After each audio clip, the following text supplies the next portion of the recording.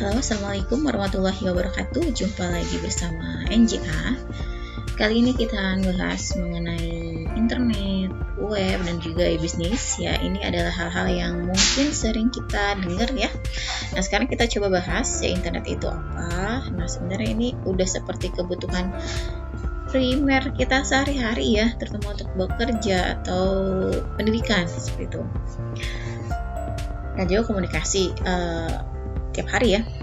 Internet ini merupakan jaringan global, jaringan luas ya, yang menghubungkan jutaan komputer di seluruh dunia sehingga bisa saling berkomunikasi dan juga bertukar data. Nah, kalau kita ilustrasikan, internet ini seperti jalan raya digital ya, di mana ada kendaraan-kendaraan itu berupa komputer atau perangkat ya. Kemudian datanya adalah barang yang dikirim ya, karena kita kan ngirim data tuh. Kemudian ada aturannya juga berupa protokol ya, protokol TCP/IP seperti lalu lintas itu ada aturan jalan raya seperti itu. Nah, konsep penting dalam internet sendiri ada namanya IP address ya, ada alamat rumah, alamat untuk tiap perangkat ya, ini sifatnya unik. Dan juga ada protokol ya TCP/IP, yaitu aturan komunikasi antar perangkat. Nah, contoh implementasinya pertama ada ya, kita mengirim pesan via WhatsApp misalkan ya, berarti kan itu antar perangkat ya, kemudian mengirim data seperti itu, dan ada aturannya juga. Kemudian kita misalkan streaming di Netflix ya, ataupun transfer uang via mobile banking, itu pun sama ya, salah satu implementasi. Nah, kalau kita lihat histori dari internet ya, secara singkatnya, internet ini berawal dari proyek Amerika ya, untuk militer ya, memang awalnya bernama ARPANET sekitar tahun 69 ya, 60-an lah gitu ya.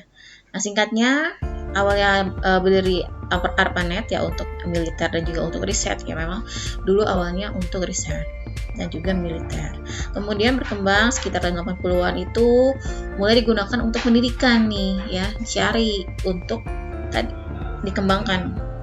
Selanjutnya tahun 90-an itu muncul www ya, website World Wide Web ya, jadi bisa ditampilkan informasi di website tersebut. Nah, sekarang internet ini menjadi kebutuhan ya, bisa jadi kebutuhan utama dalam hidup di era digitalisasi ya. Nah, kalau dulu internet itu hanya untuk ilmuwan yang memang untuk riset ya, dan sekarang semua orang bisa belajar menggunakan e-learning ya, kemudian bisa jualan dengan e-commerce, kemudian cari hiburan tapi dari tempat masing-masing ya, buka TikTok, buka YouTube ya, buka sosial media lainnya, dan itu syaratnya harus terhubung ke internet.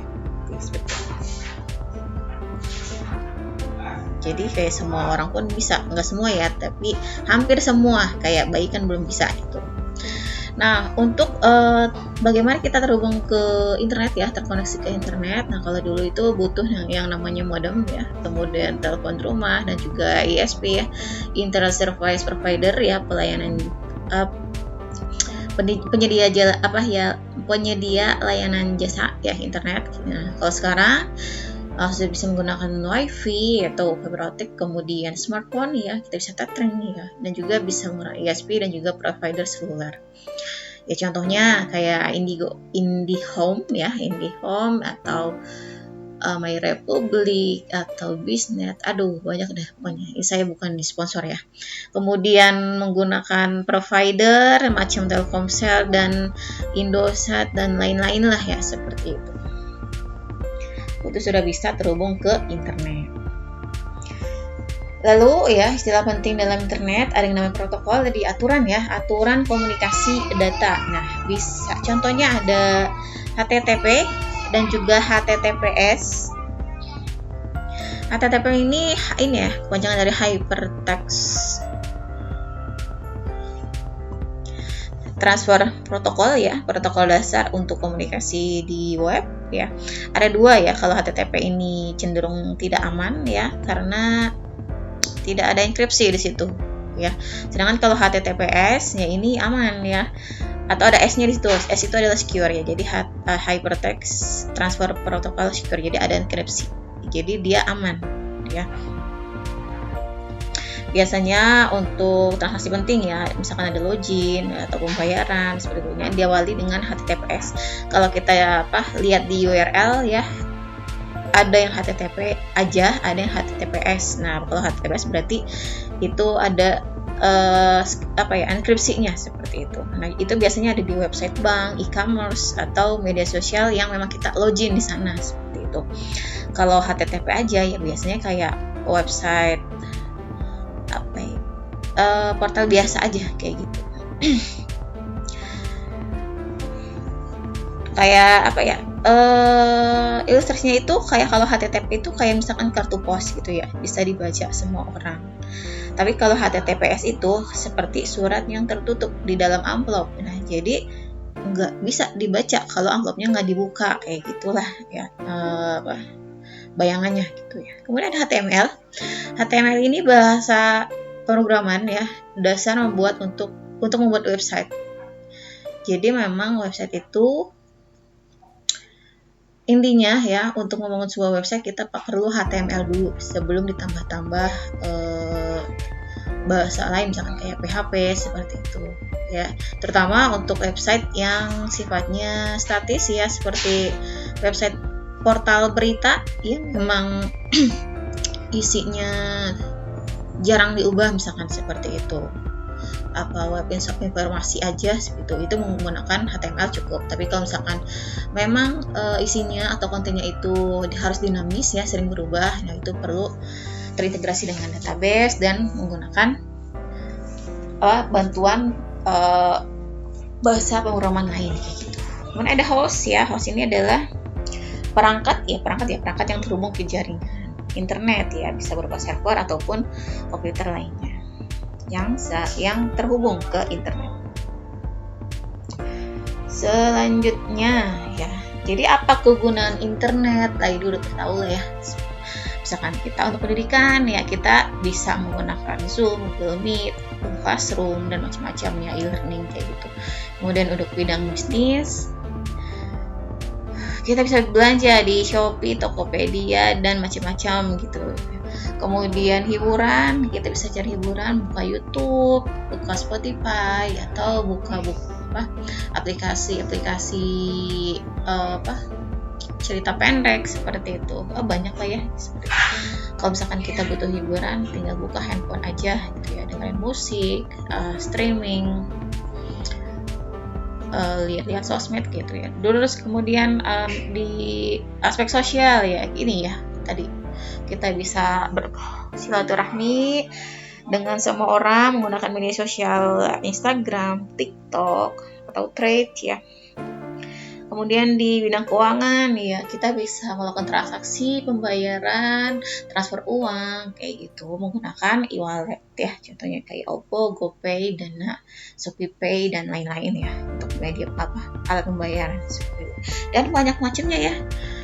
Kayak hampir semua aspek di sehari-hari kita tuh ya, di semua bidang di keseharian kita, kayak bidang kesehatan pun ya, sekarang memang sudah terintegrasi dengan internet seperti itu. Jadi kalau misalkan ya satu hari aja nih, kalau saya tanya kalian ya, satu hari aja kalian tanpa internet, bagaimana?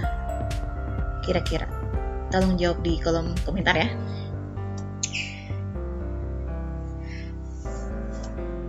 Selanjutnya ya, tentang layanan internet ya. Emang di internet kita bisa ngapain aja sih? Pertama, tentunya untuk komunikasi berupa surat menyurat menggunakan email ya. Email ini strukturnya ada, ini tahu lah ya kita ya. Ada tuh ya untuk sebagai penerima, kemudian CC ini tembusan ya. Tembusannya untuk siapa? Misalkan kalau tuh ini untuk ke pimpinan, CC-nya untuk staff, atau ada BCC ini tembusan tapi rahasia, tidak terbaca ya ke penerima lain. Contohnya kita ngirim tugas ke dosen, terus isinya ke teman kelompok, isinya lagi ke akun kita mungkin gitu ya, alamat email kita, dan yang lain berarti nggak bisa lihat itu alamat email kita seperti itu. Kemudian news group atau mailing list yang zaman dulu nih ya, sekarang udah digantikan oleh namanya forum. Ini pun sama dulu ya, Kaskus, Reddit gitu. Nah sekarang biasanya untuk news group ini menggunakan WAG ya, grup WhatsApp ataupun Telegram kebanyakan. Kemudian ada yang namanya FTP, transfer file ya, bisa download, bisa upload. Nah sekarang contohnya adalah penggunaan Google Drive ya, Dropbox gitu ya untuk share file. Kemudian ada namanya chat dan voice over apa nih, saya lupa ya. Pokoknya ini komunikasi real time ya, jadi kayak bertukar suara kayak telepon tapi berbasis internet, bukan menggunakan pulsa gitu ya. Contohnya sekarang kayak Zoom ya, Zoom itu kan sama ya, Zoom, WhatsApp call ya, panggilan WhatsApp itu kan nggak menggunakan pulsa tapi menggunakan internet. Kemudian Google Meet kayak gitu ya, jadi bertukar suara dan juga sekarang bahkan videonya seperti itu ya. Kemudian ada www ya, kita ke World Wide Web ya.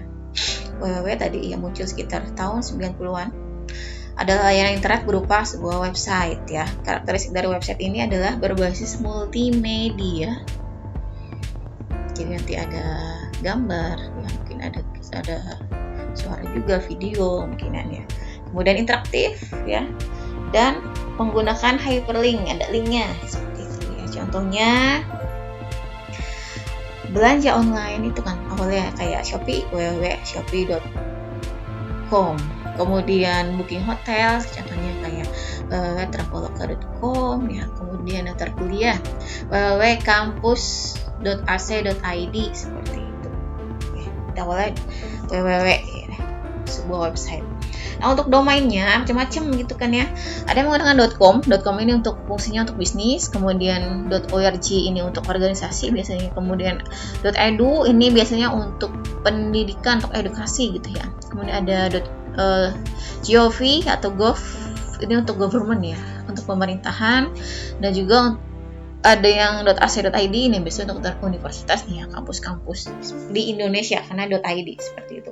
Jadi .academy.id. Kemudian tentang website dan web hosting. Website ini ibaratnya adalah kumpulan halaman di internet ya, kumpulan halaman di internet. Dan web hosting adalah tempat menyimpan websitenya. Jadi website itu bisa diibaratkan adalah rumah yang terdiri dari beberapa halaman gitu ya, untuk bisa dikunjungi, bisa dilihat isinya kayak gitu ya. Nah rumah ini kita harus tempatkan di lahan ya, atau di tanah ya. Tanahnya ini adalah web hosting yang menyewakan lahannya seperti itu. Banyak ya web hosting ya, ada yang berbayar, ada yang gratis, ada yang trial seperti itu. Nah biasanya yang trial ini yang nggak berbayar ini biasanya itu banyak iklan gitu ya, dan ya paling trial dulu ya berapa bulan, nanti itu suruh bayar kayak gitu. Sewanya tuh nggak digratiskan selamanya ya, nanti kira-kira udah berapa bulan itu suruh berlangganan seperti itu. Jadi kalau kalian punya website, mau orang-orang bisa melihat masuk ke website kalian gitu ya, berarti harus punya lahan ya, ditempatkan dulu di lahannya mana gitu ya, di hosting biar bisa dikunjungi banyak orang. Kemudian ada search engine ya, mesin pencari informasi ya, kayak Google ya, kemudian seringnya Google ya, Google, Bing, Yahoo gitu ya. Tapi seringnya sih Google ya. Tapi sekarang sih saya yakin ya, kalau Google ini kan sering gunakan itu beberapa tahun yang lalu. Nah sekarang kalau mau cari informasi lebih praktisnya anak-anak tuh ke AI gitu ya, nggak ke Google lagi. Karena kalau ke Google kan kita dikasih sumber-sumbernya aja gitu ya, kita cari tahu sendiri. Tapi kalau ke AI langsung kontennya gitu ya, jadi lebih praktis gitu. Nah untuk kita menggunakan ada tips untuk searching ya. Tips searching ini tips untuk searching jangan menggunakan kata yang umum ya, tolong lebih spesifik ya. Kayak di AI pun sama ya, tolong lebih spesifik ya. Kalau misalkan bikin prompt tuh ya, kalau misalkan kalian cari kasih kata kuncinya cuma 1 kata, 2 kata, ya kan munculnya itu ya general juga ya, umum seperti itu, belum tepat sasaran ya gitu. Kayak misalkan kita mau cari bisnis mengenai UMKM di Indonesia, tapi kita kata kuncinya cuma ketik bisnis doang gitu ya, ya udahlah semua yang berhubungan dengan kata bisnis muncul kayak gitu ya. Jadi belum spesifik ke apa yang kita maksud gitu ya. Tapi kalau misalkan kita lengkapi sedetail mungkin gitu ya, misalkan strategi e-bisnis ya, strategi e-bisnis UMKM Indonesia, nah itu langsung tepat sasaran tuh ya nanti hasilnya. Itu udah step. Kemudian e-bisnis dan e-commerce. Nah ini dua hal yang sebenarnya agak berbeda ya, walaupun e-commerce ini merupakan termasuk si e-bisnis juga ya. Jadi e-bisnis ini adalah semua aktivitas bisnis yang berbasis internet, termasuk ke manajemennya juga. Sedangkan kalau e-commerce ini hanya fokus ke transaksi jual beli online aja gitu. Contohnya kayak di Tokped gitu ya, nah itu salah satu bentuk e-commerce ya, karena fokus ke jual beli gitu kan ya, transaksi. Nah kalau si e-bisnis ini ya contohnya macam Gojek gitu ya, karena lebih luas lagi tuh ya, ada layanan, ada pembayaran, ada logistik ya, ada pengiriman di situ. Itu ya, jadi si e-commerce ini bagian dari si e-bisnis. Nah dari e-bisnis ini sistemnya macam-macam ya. Ada yang pertama yaitu ada Enterprise Resource Planning, ada ERP ya. Ini adalah sistem yang mengelola seluruh proses bisnis di suatu enterprise atau perusahaan ya. Kan banyak gitu ya. Ada di produksi, ada keuangan, ada HR ya, ada manufaktur, ada banyak sebenarnya tuh. Nah itu kalau ada gitu ya, ada yang setiap divisi itu satu software ya. Software penggajian beda, software HR beda, software produksi beda gitu ya. Nah kalau menggunakan ERP udah cukup satu software, udah melingkupi semuanya, udah mencakup semuanya. Contohnya adalah sistem SAP ya. Itu salah satu software ERP di perusahaan besar biasanya, karena SAP ini cukup mahal ya. Kemudian ada CRM ya, Customer Relationship Management ya. Ini untuk mengelola hubungan pelanggan ya. Contohnya kayak untuk apa? Misalkan untuk rekomendasi produk di Shopee. Ini untuk apa sih gunanya ya? Agar si pelanggannya itu betah ya, karena dikasih rekomendasi produk yang berdasarkan produk yang dia sukai, misalkan seperti itu. Kemudian ada SCM ya, Supply Chain Management ya, manajemen rantai pasok. Kayak contohnya untuk tracking pengiriman barang ya, kayak supply chain rantai pasok ya. Kemudian ada EAI ya, Enterprise Application Integration ya, EAI. Ini adalah konsep untuk mengintegrasikan berbagai aplikasi kan, enterprise application integrasi, berarti untuk mengintegrasikan berbagai aplikasi di dalam perusahaan ya. Kalau misalkan aplikasinya banyak nih, nah itu diintegrasikan agar saling terhubung dan bertukar data ya. Contohnya kayak dari sistem penjualan otomatis akan terhubung ya. Nih, sistem penjualan akan terhubung secara otomatis ke sistem gudang dan keuangan gitu. Itu diintegrasikan. Kemudian ada ICS ya. ICS itu enterprise collaboration ya, collaboration system. Jadi sistem yang mengkolaborasikan untuk mendukung komunikasi dan kolaborasi di dalam perusahaan atau organisasi ya. Contohnya kayak menggunakan email, kemudian chat ya, atau aplikasi meeting online dalam tim perusahaan. Jadi dikolaborasikan ya. Nah, jadi si dampak dari e-bisnis ini ya bisa jadi membawa dampak positif ataupun dampak negatif. Ya, kalau positifnya ini ya akan meningkatkan efisiensi dari sisi biaya, dari sisi waktu, tenaga juga ya. Kemudian akan meluaskan akses pasar secara global, jadi tidak sempit lagi ya, tidak terbatas. Kemudian layanannya menjadi non-stop ya, 24 jam. Contohnya kayak UMKM nih, bisa jualan ya, bisa jadi dia 24 jam akan buka terus gitu ya. Kemudian nanti pasarnya jadi target pasarnya lebih luas ya, tadinya cuma sekelilingnya aja, tapi ini bisa lebih luas lagi karena dipasarkan secara online. Dan juga efisiensi biaya ya, bisa jadi UMKM tuh jualan tanpa toko fisik ya, dia nggak punya toko ya, cuma produksi aja di rumah gitu ya. Jadi dia nggak perlu bayar sewa gitu, nggak bayar banyak-banyak operasional seperti itu, jadi lebih hemat gitu.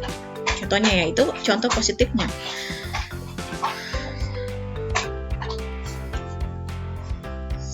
Nah, tapi tentu aja ada dampak negatifnya ya, karena ini berbasis online ya, digital ya.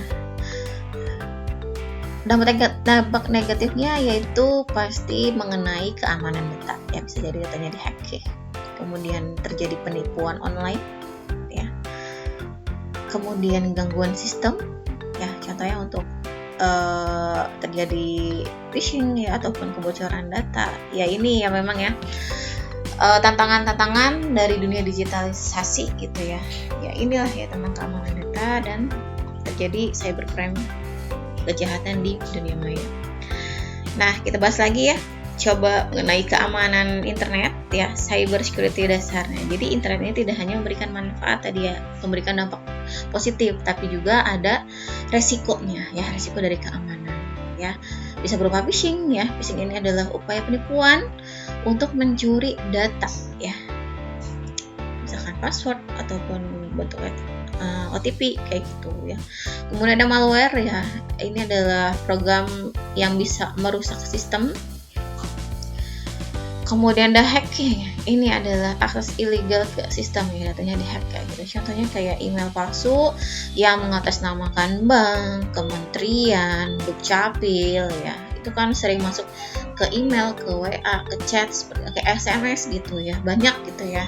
Ternyata bukan asli, ternyata itu adalah email palsu ya, seperti itu. Kemudian ada link undangan hadiah, link undangan pernikahan seperti itu berupa APK ya, atau link. Nah, itu kalau misalkan kita klik akan berakibat data kita dicuri, atau kan mereka masuk ke sistem aplikasi kita di mobil kita seperti itu ya. Cara menghindarinya bagaimana ya, kita coba pastikan ya menggunakan password yang kuat, yang tidak yang susah ditebak lah kayak gitu ya. Kemudian jangan pernah mengklik link yang mencurigakan ya. Sebelum kalian klik itu coba dicari tahu, ini mencurigakan sih itu apa enggak sih linknya kayak gitu, apa iya kalau link bank seperti itu kayak gitu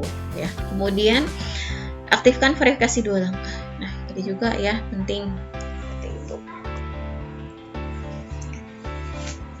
Kemudian tentang perkembangan internet ya pada era sekarang ya.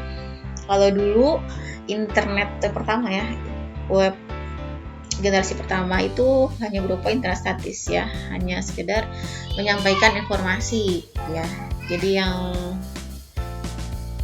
kita nih buka website gitu, nah webnya ini cuma nyampe informasi yang kita baca. Kemudian kalau web versi 2 ya, yaitu internet interaktif. Nah, jadi kita bisa berinteraksi gitu ya dengan di website ini. Contohnya kayak si media sosial, jadi kita bisa berinteraksi gitu ya di menggunakan website tersebut. Kemudian web 3 ya, internet berbasis AI dan blockchain. Ini pada saat ini nih ya, contohnya kalau web pertama itu kan ada website berita lama gitu ya. Kemudian kalau web 2 itu banyak sosmed yang sekarang kayak IG atau TikTok ya gitu ya. Kemudian kalau web 3 ini contohnya aplikasi berbasis blockchain dan juga AI ini ya, karena ini sedang marak saat ini seperti itu. Kemudian ya ada ini, kita perluas lagi ya tentang internet yang ada namanya cloud computing ya, komputasi awan.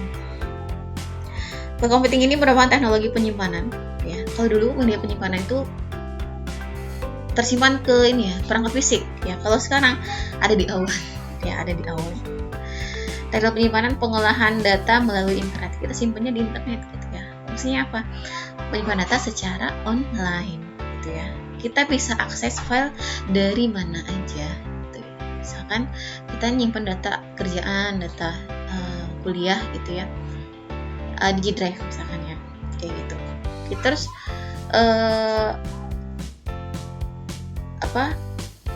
kita nggak bawa laptop nih, perangkat kita tinggal ke rumah, kemudian kita butuh data tersebut gitu ya, kita sedang keluar kota.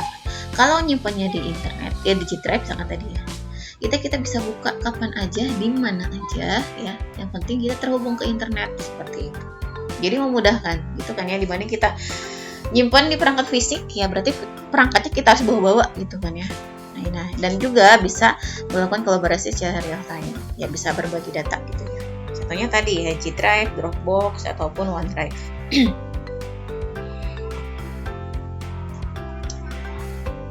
Kemudian big data dan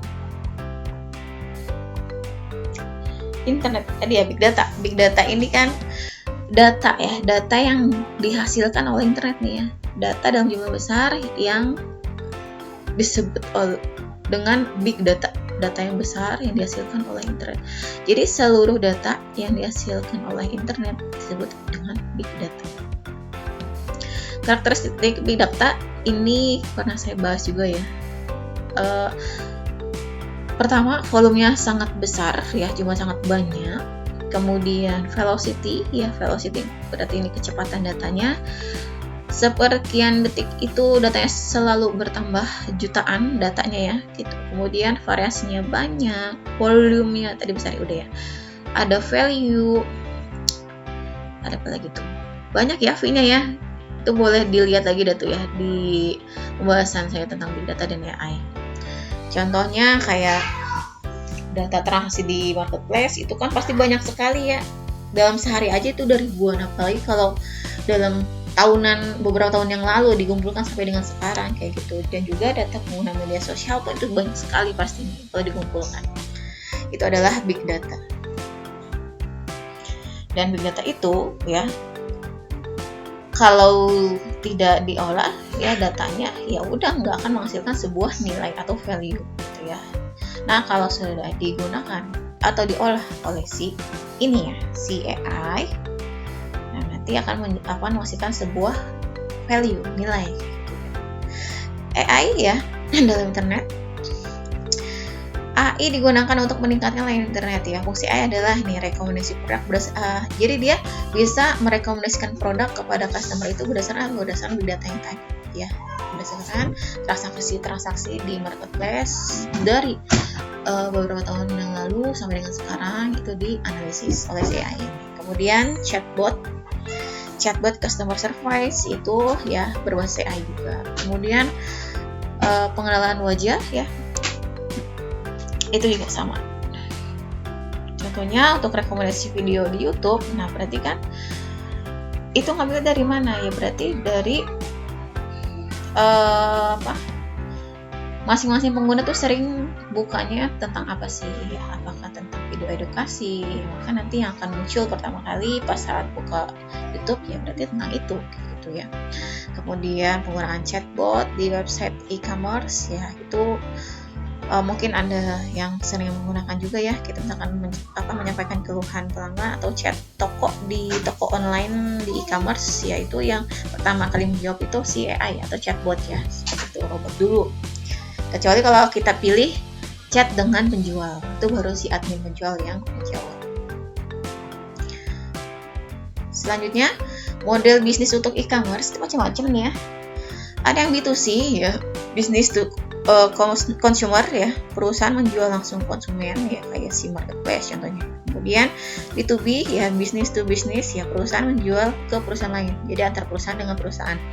Kemudian C2C ya, consumer to consumer ya, individu menjual ke individu lain. Dan juga C2B ya, consumer to business ya, individu menawarkan jasa ke perusahaan ya. Itu macam-macam tuh ya bentuknya, jadi tidak hanya satu jenis aja gitu ya. Nah, untuk sistem pembayaran ya di internet, yang sistem pembayaran dengan menggunakan internet ya. Pembayaran dalam e-business itu dilakukan secara digital atau berbasis internet. Tiga jenisnya bisa transfer bank ya, bank transfer, ada e-wallet dompet digital, atau bisa virtual account, atau bisa menggunakan QR code ya. Contohnya menggunakan ini contoh e-wallet ya, contoh menggunakan OVO, GoPay, Dana, ShopeePay ya. Kemudian kalau transfer bank sama virtual account ya berarti menggunakan ini ya, bank ya. Kemudian QR code menggunakan Kris ya, seperti itu. Dan ini pun ya udah kayaknya kita semua atau hampir semua dari kalian yang menyimak pasti pernah menggunakan ini ya, keempat jenis layanan ini, seperti itu, apalagi di era sekarang ya. Kemudian logistik dalam e-bisnis ya, logistik atau proses pengiriman barang ke pelanggan ya. Karena di era digital ya, untuk e-bisnis pasti menggunakan si jasa pelayanan logistik ini ya. Komponennya ada gudang, pengiriman, dan juga tracking ya. Contohnya kayak penggunaan layanan JNE, JNT ya, si cepat ya, macam-macam lah sekarang tuh ya. Kemudian tren internet saat ini ya bisa berupa apa aja. Pertama, social e-commerce ya, social commerce ya, jualan lewat media sosial.